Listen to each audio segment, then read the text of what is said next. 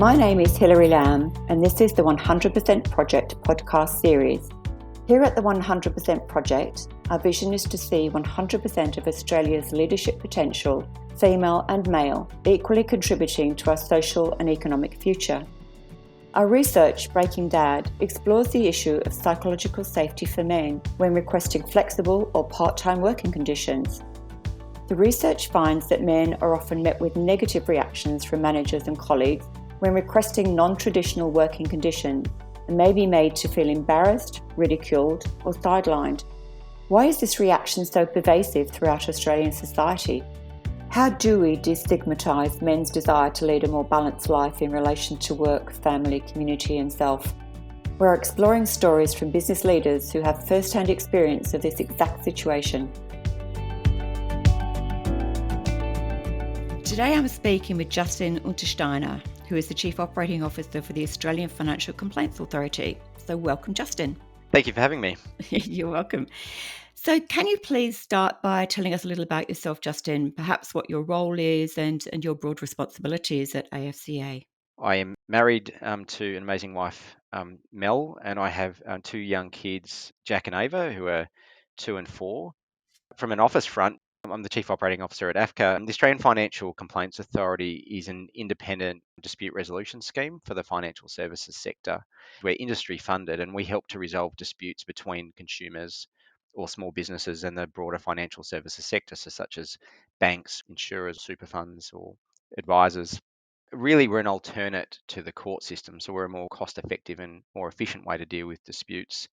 My role at AFCA, I look after all the operations of the business. I look after everything from the call centres, the registration areas, through to the dispute resolution areas that look after all the products and services.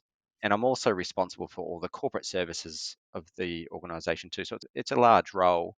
So today we're talking about psychological safety, particularly for men, as it relates to the working environment. So you've had personal experience in working in a non-traditional way, at least non-traditional for men. Can you tell us about that? Sure. If I go back in time to about 5 or 6 years ago, I was offered a very big role in my previous organisation, one I was really excited to be offered and I took on. I had great responsibility, huge portfolio, a lot of influence. It was very exciting. What came with it was very long hours, lots of stress, a lot of travel. I was away from home generally Monday to Friday most weeks. It meant working weekends, but it was just one of those things that I did. I didn't have kids at the time. My wife and I were both very focused on our career, and it seemed like the right thing to do. And then along came our son Jack. And, I was always someone that, I had a view that I would be quite a committed parent. I'd be quite a contemporary parent. My wife and I are very focused on being quite equal at home and making sure we both have the same opportunities. But then Jack came along, and just like that, a year passes. And I reflect on his first birthday and realize that I haven't been that parent I wanted to be at all. In fact, I had been very absent for the first year of his life. I spent a lot of time on FaceTime, seeing him before he went to bed. My wife was very much doing the heavy lifting, and it's not at all what I had really planned for. At about the same time, I was on a development program at work, and we were doing a deep dive into values and discussing what are our core values and how are they connected to the jobs that we do. And I have always considered myself someone that's very connected to my values, but I've realized at that point that there was a huge disconnect. In one of the things that was so important to me, being really involved in my family and with my kids, and another thing that was very important to me was about this equal responsibilities at home for my wife and I, and here I was not doing any of that. And it was really confronting and quite scary for me. Another event that took place, and actually predates all of that, is when I was a little bit younger, I had some great mentors in two uncles, my Uncle David and my Uncle John. Unfortunately, Uncle David has since passed, but I remember Uncle David sitting down with me and talking to me about where I was going in life. And he noted that I was really disciplined at work. I had a great plan and I was really, at the time, quite successful. But he questioned whether I had that same kind of discipline in the rest of my life. He spoke often about comparing your life to a pie and making sure that the different parts in your life are equal. So you've got equal parts in that pie. And at the time, that advice went in one ear and out the other ear. But all of a sudden, I was faced with this dilemma about my values and about my absence from home. And that advice came back to me. I think he must have been looking down on me. And I realized that I didn't have any balance at all. So it forced me to make some large shifts. The kind of shifts that I made first is I immediately went and moved to part-time working arrangements so I could have dedicated time with the family, and so my wife then had the opportunity to invest back in her career as well. I moved to much more flexibility as well, so doing pickups and drop-offs and those sorts of things. I started to work from home as well, and I made a series of changes at that point. And fast forward to today, now I still work part-time and I have great flexibility here at AFCA as well. It sounds as though you had two different interventions there that made you really rethink the way that you were living your life. Firstly, the program, which focused on your values, and then your uncle, who sounds a very wise man. You talk then about going to part time work. It sounds as though it was a simple transition from full time to part time work. But what was the reality? What did you anticipate would be the reaction from your manager and colleagues when you requested more flexibility and reduced working hours? And what, in fact, was that reaction? Look, there's really two different stories here. At the time, I had an incredible manager. Her name was Alison. She's since retired, but she's just one of the most incredible leaders I've ever worked for. So I really wasn't concerned about her reaction. I knew I'd have her full support. And in fact, I had great support from her. When I was part time, she was always that person checking in to make sure that I wasn't working on my days off. And she was just so supportive. I guess I was concerned, though, about the perception that others might have. Just because I was making changes to the way I worked, it didn't change the fact that I really love what I do and I like to be valued. And I was concerned that there might be some kind of impact. It was interesting, I talk about the two different stories here. The first was an overwhelming response that really blew me out of the water a little bit. I got huge amount of attention because I was in a very senior role and I had made a decision to go part time. That was a bit of a novelty, but even more so because I was a male who was in a senior role who went part time. I became a bit of a poster person for this. And just to give you an idea, the organization does a regular newsletter segment every week. There was an article published about my arrangements, and it went out to over 20,000 people in the company. And I got told it was in the history of communicating internally, it had the highest number of hits out of any article, which is really incredible. It just showed the interest. And I had lots of people reaching out to me, men and women, saying thank you for talking about your journey and asking me questions. And there was a huge amount of interest, and it was really exciting. And again, it surprised me it got so much attention, but it did. But the second story was really what sat beside that. And, the kind of experience that I had, particularly with my colleagues, like the at level kind of colleagues. I had a lot of comments or jokes. For instance, jokes that on the surface were jokes, but I think there was truth behind them. Jokes around me not being able to make events because I'd be babysitting the kids. Jokes about me having the easy life and being on a holiday. I saw also the really passive aggressive behavior of colleagues wanting to remind me of just how many hours they work and how tough they have it, and they're really implying that maybe I don't have those challenges. I even saw, early on people organizing meetings regularly on my days off. Sometimes I think it was unintentional, but sometimes I think it was very intentional. And then the real kicker for me, and this really frustrated me, after a few years, I went back full time for a little while. And that wasn't because of pressure. That was just because where my wife and I were, we both wanted to do that and it would work for us. And I remember a very senior person in the organization happened to call me into her office and said, how you going? I haven't spoken to you for a while. And just wanted to talk to you about where you're at now in your career. You've finished your break, so what's next for you? I was pretty shocked by that comment. So again, it was really two stories here. One was really positive, and one was quite negative. Wow, that's really interesting. The comment that you just made about you finished your break, obviously there was a feeling within the organization that you were, again, not being serious about your career. But how did that response make you feel and how did you handle it? What was your response to your colleagues? In terms of the comments from my colleagues, at first I got really frustrated. But what I did is I turned that into a different kind of energy, and I really used it as an opportunity to publicly call out those kind of comments.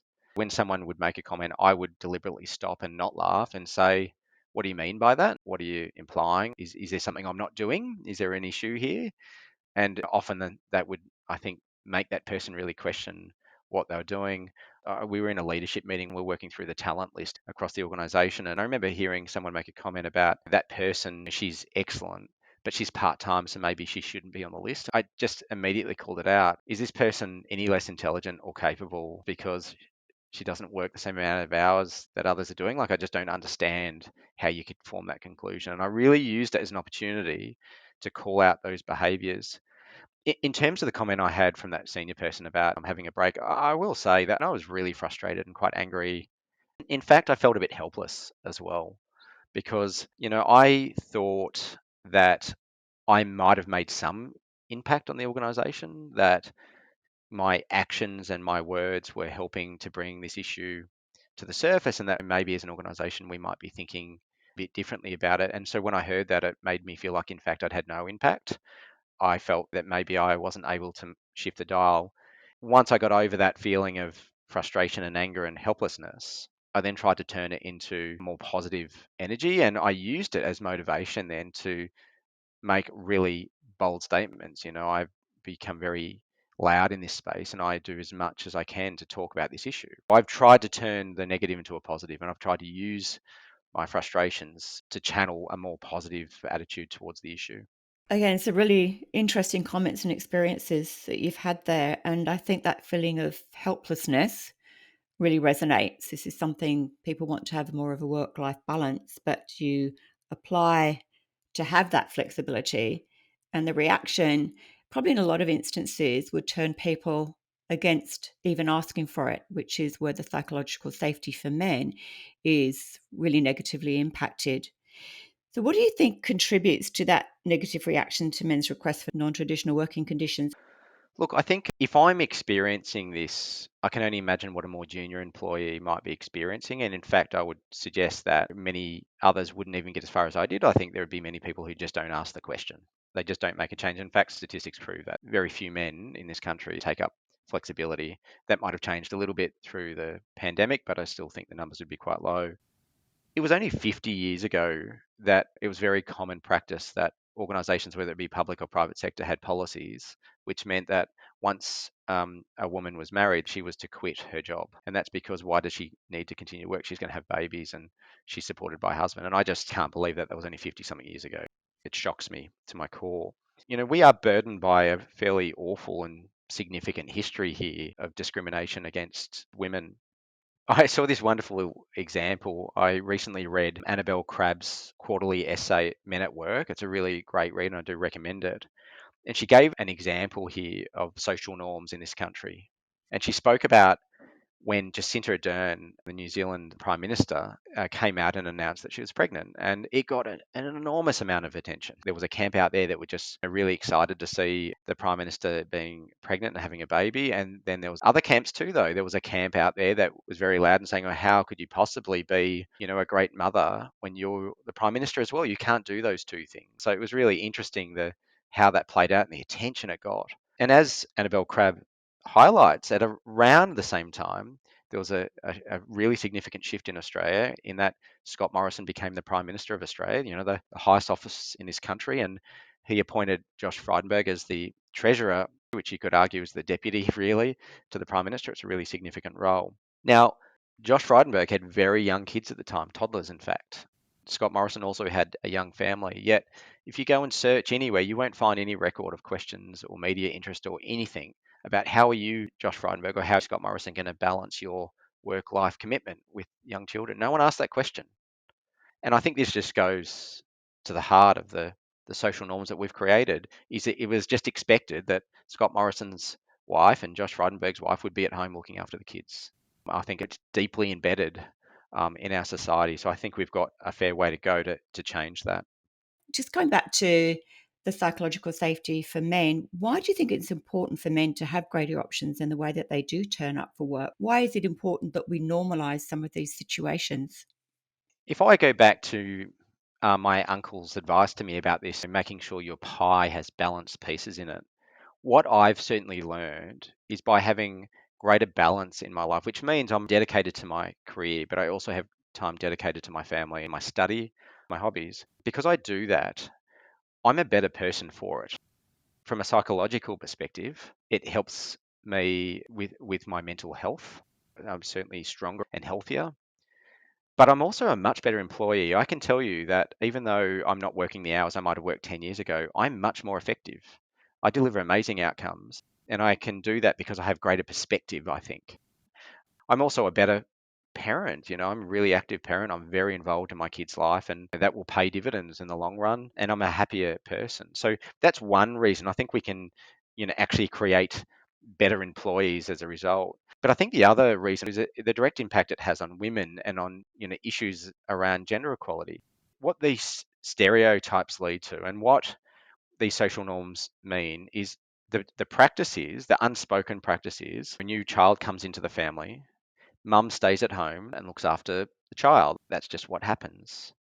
And then what we see as a result of that is that mum creates a bond with the children, a bond that maybe the father doesn't create or doesn't have. Mum then gets really used to the routine of the kids and the domestic duties, and then all of a sudden trying to inject into that can be difficult. And so therefore, let's take the easy option. Mum just keeps doing it. It then leads to, even when mum goes back to work, the kids are sick, mum goes home and looks after the kids. And next minute you look back and 5 years has passed. And it's likely that the male in the situation has had 3 extra years of employment in that 5 year period under his belt. He's been promoted once and he's had 3 pay rises. And all of a sudden, what we're seeing here is dad's got more opportunities and mum's got less opportunities, less pay, and we see this gap.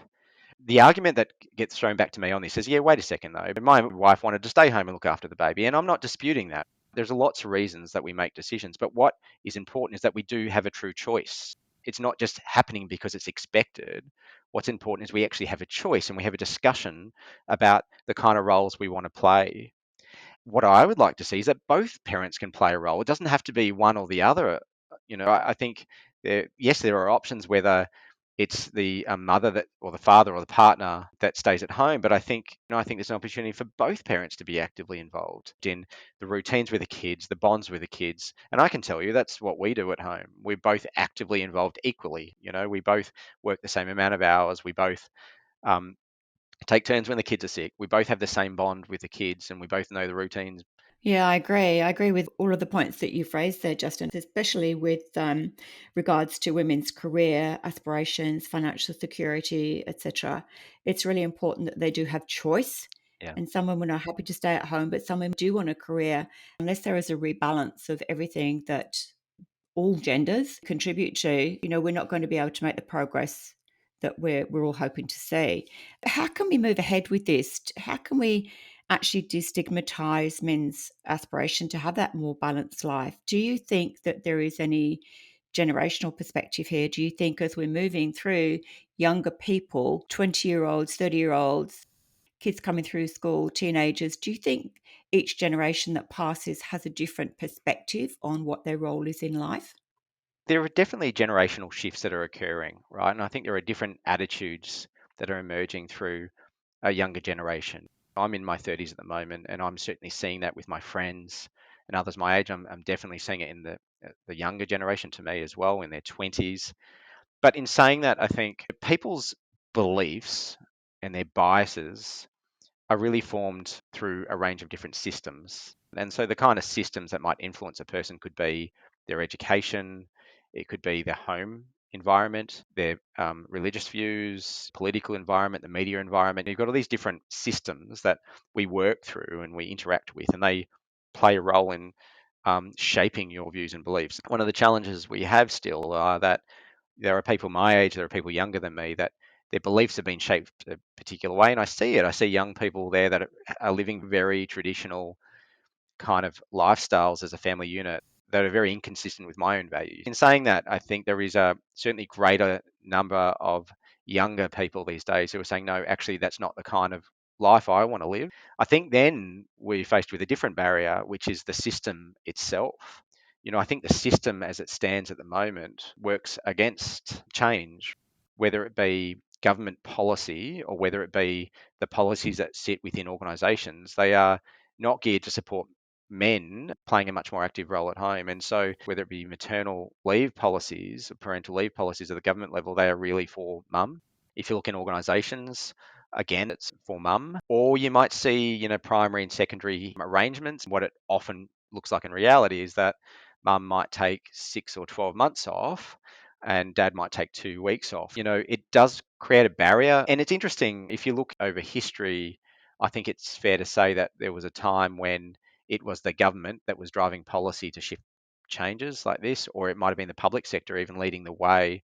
I'm not sure that's the case anymore. I think really what we now need to see is the private sector take the lead here. And in fact, there are organisations that are taking the lead. There are organisations out there that are recognising that a much better policy would be parental leave for both parents for a period of time, meaning that one parent can stay at home, doesn't matter which parent it is, which partner it is, or both can do it. So, I really think there's two things here. I think there are social norms that are so deeply embedded. There's, still a way to go, and we need to talk about it. We need to educate, but also I think we need to change the system as well. You talk about private sector leading the way, and I do appreciate that a lot of internal policies are changing. It's interesting then to consider the policies that you're changing to give as an enabler to men and women sharing more of the parenting responsibilities, the aged care, the community. I wonder how long it will take before men actually recognise that as a choice for them and take advantage of those policies. And I think you can't have one without the other. You were talking about the way that home, religion, culture, so many elements actually come into play when you're thinking about people's behaviors and expectations in life. They have to really be in parallel. They have to be the enablers there through policy, but also the acceptance by men and women that maybe both of their lives could be a little bit more balanced. Is your organisation doing anything in practical terms to try and improve the gender balance within your organisation? As an organisation, we strive to be highly inclusive and quite contemporary when it comes to our people policies. We do that because it's the right thing to do, but we also do it because it helps us attract talent. It's a workforce attractor, and we've got some exceptional people in this organisation, and some of that is they've been attracted to our culture and our policies. Well before COVID, we had already introduced policies which gave much greater flexibility to our employees. So it allowed people to have much greater selection on how they worked, when they worked, and where they worked. In fact, when the pandemic hit, we were actually very well placed already because we had done so much work, in that space. We're ahead of the pack when it comes to some of our policies.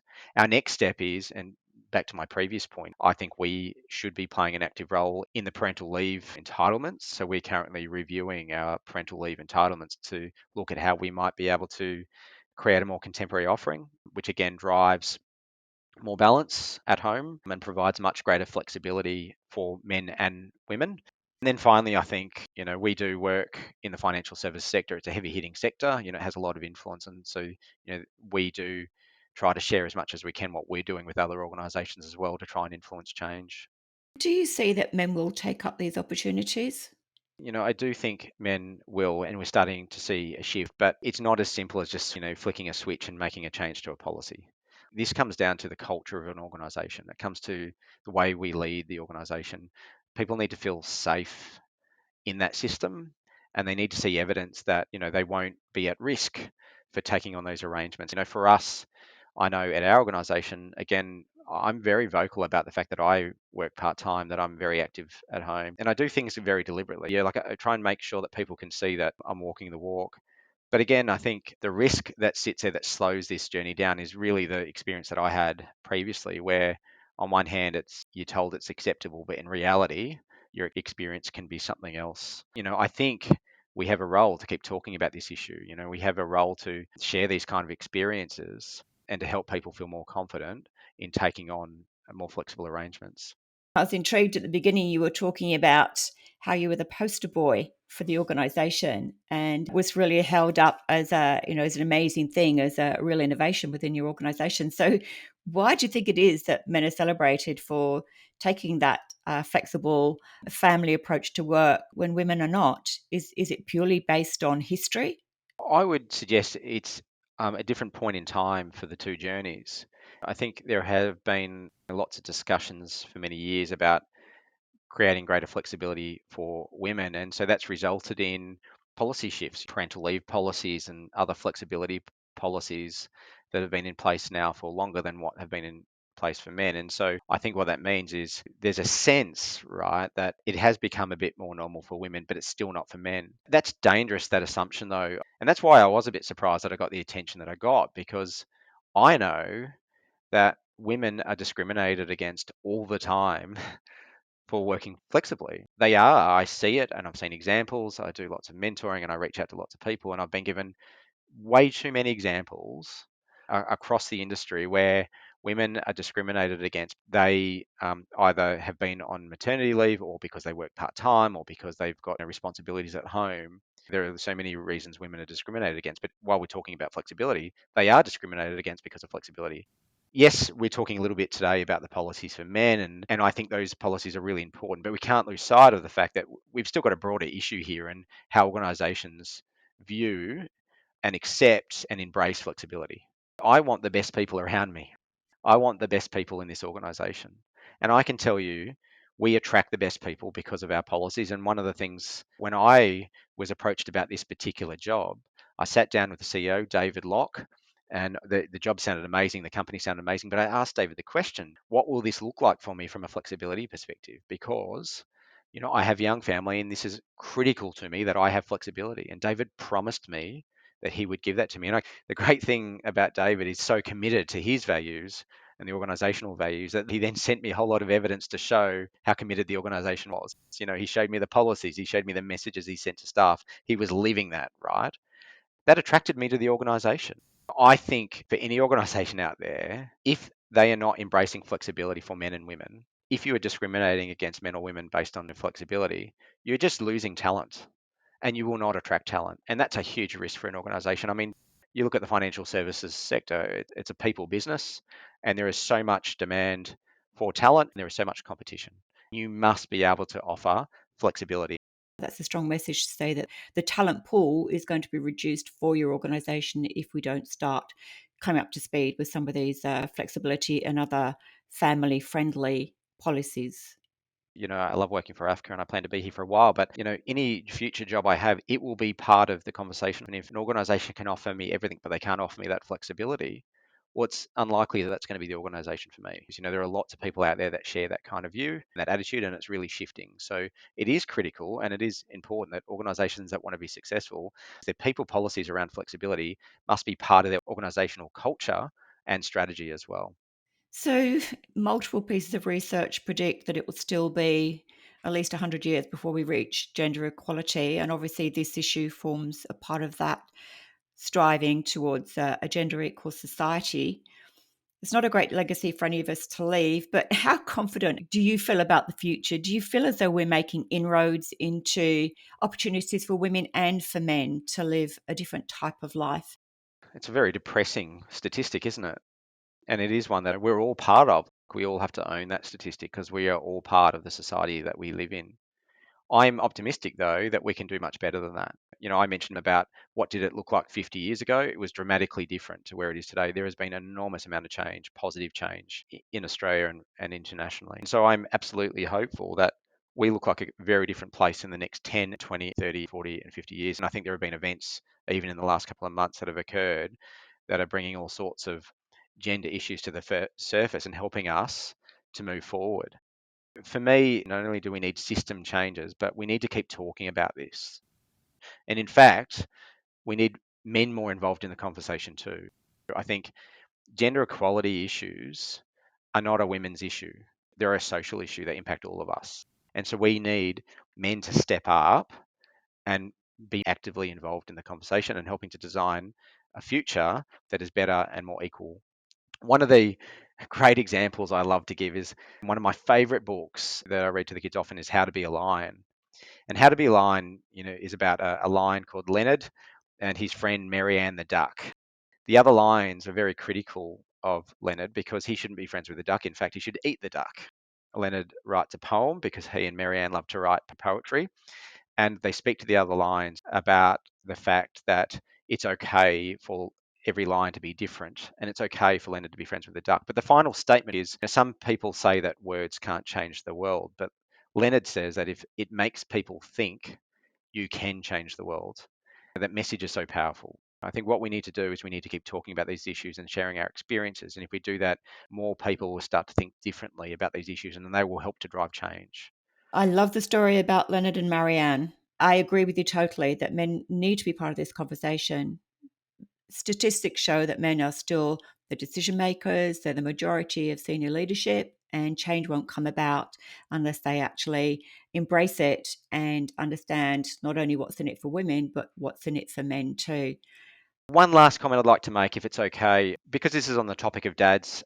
I've got a very good friend of mine, Justin Kelly. He's a single dad, and his son, Luca, is currently suffering from leukemia. He was diagnosed 2 years ago, and they've been going through an awful time. I've been absolutely inspired by Justin and the strength that he's been bringing to this issue, and what he does for his boy every single day. It's just incredible. So I just wanted a shout out to Justin and Luca. I know they're going through a really rough time at the moment, and I know they'll get through it, and I'm looking forward to sit down with them when they're back at home. Thank you for sharing that, and all our best to the both of them. Justin, thank you for being so open and honest about your own experiences and what you feel we can do better in Australian society. Thanks so much for having me. It's been a pleasure.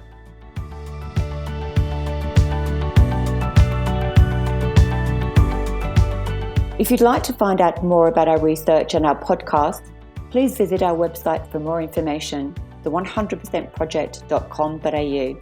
Thank you for listening today.